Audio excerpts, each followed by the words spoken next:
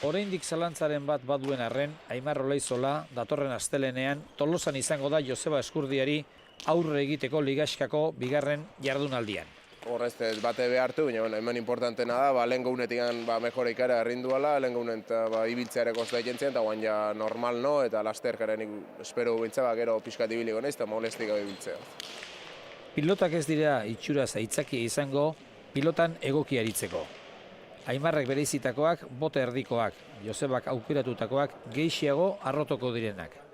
Bin pelotak politia dira, ni salida gehixokoa, normala den bezala, baina ni ustez inongo aitzakik ez daula, ni gustatu zezi behanak bai, eta inongo problemi pa.